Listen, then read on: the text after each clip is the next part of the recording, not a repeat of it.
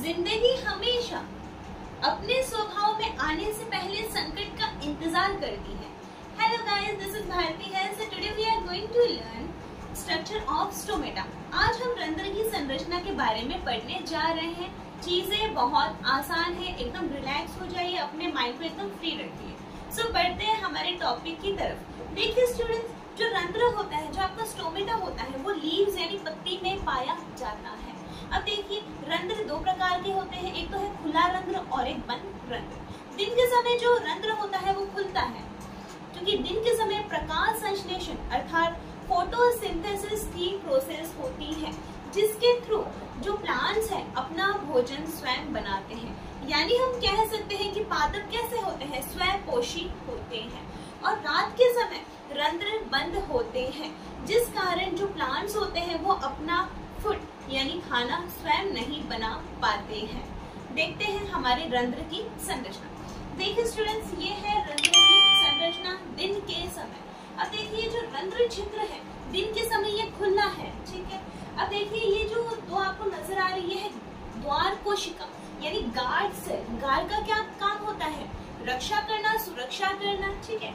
इसका मतलब ये क्या है? द्वार कोशिका। ये कहाँ खड़ी होती है? दरवाजे पर खड़ी होती है, ठीक है। ये है आपकी दो द्वार कोशिका है। ये है आपका रंध्र छिद्र, जो दिन के समय कैसा है? खुला है। ये है आपका केंद्रक, देखिए न्यूक्लियस। और ये क्या है? आपका हरित लवक यानी क्लोरोप्लास्ट। और जैसा कि हमें पता है, प्रकाश संश्लेषण की क्रिया लीव्स में यानी पत्तियों में होती है, क्योंकि पत्तियों में क्या पाया जाता है? क्लोरोप्लास्ट पाया जाता है।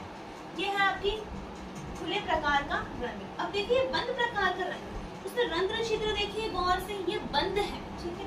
और ये आपके क्या है? न्यूक्लियस, सॉरी, ये है आपके न्यूक्लियस। और ये क्या है? आपके क्लोरोप्लास्ट, ठीक है स्टूडेंट्स। ये आपके क्या है? ये आपकी क्या है? द्वार कोशिका। अब देखिए स्टूडेंट, रंध्र की संरचना किस प्रकार से होती है डिफाइन करते हैं, ठीक है। देखिए, रंध्र में बाहर की तरफ द्वार कोशिकाएं पाई जाती है। संख्या में कितनी होती है? एक जोड़ी यानी दो। बाहर की तरफ देख लीजिए, क्या है? द्वार कोशिका यानी गार्ड सेल। द्वार कोशिका में हरित लवक केंद्रक पाया जाता है। ये आपका क्या है? हरित लवक है। और ये देखिए, इसमें क्या है? केंद्र। ये क्या है? आपका केंद्र।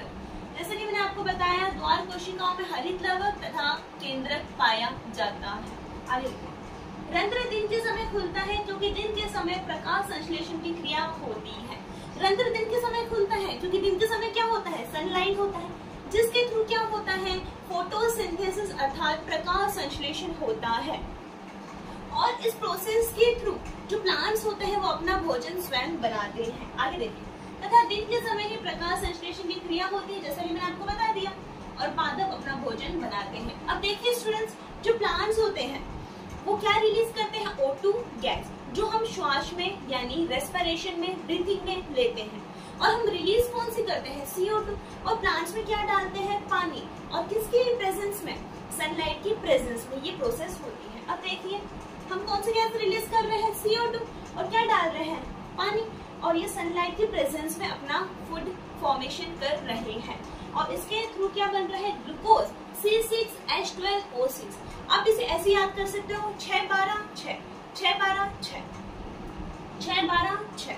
और CHO 6-12-6। और क्या रिलीज कर रहे हैं? O2 gas. और एनर्जी वो भी क्या? ATP के रूप में, वो भी 68 ATP। ATP का फुल फॉर्म एडिनोसिन ट्राइफॉस्फेट, ठीक है। अब देखिए, उम्मीद करती हूँ यहाँ तक आपको समझ में आ गया होगा। आगे देखिए, रंध्र का कार्य होता क्या है? रंध्र का कार्य होता है प्रकाश संश्लेषण के दौरान जब फोटोसिंथेसिस प्रोसेस आपकी होती रहती है, उस समय क्या करता है? गैसों का एक्सचेंज कौन करता है? आपका स्टोमेटा करता है। यानी गैसों का आदान प्रदान करने का काम प्रकाश संश्लेषण के दौरान किसका होता है? रंध्र का होता है। और गैसों का आदान प्रदान कब होगा? दिन के समय, क्योंकि दिन के समय आपकी फोटोसिंथेसिस की प्रोसेस होती है, अर्थात पादप अपना भोजन स्वयं बनाता है दिन के समय, ठीक है। आगे देखिए, नोट, रात के समय रंध्र बंद होते हैं। सीधी सी बात है, रंध्र बंद होंगे क्योंकि रात के समय क्या नहीं होता? सूर्य का प्रकाश नहीं होता। और फोटोसिंथेसिस की प्रोसेस आपके सूर्य के प्रकाश यानी सनलाइट की प्रेजेंस में होती है। रात के समय रंध्र बंद होते हैं क्योंकि सूर्य का प्रकाश अनुपस्थित होता है। सो स्टूडेंट्स, उम्मीद करती हूँ स्ट्रक्चर ऑफ स्टोमेटा, खुले प्रकार का रंध्र तथा बंद प्रकार का रंध्र आपको समझ में आया होगा। सो चीजें बहुत आसान है, चीजों को रटना नहीं है, केवल समझना है। सो उम्मीद करती हूँ समझ में आ गया होगा अच्छी तरह से। सो आज के लिए बस इतना ही, फिर मिलते हैं नेक्स्ट क्लास में।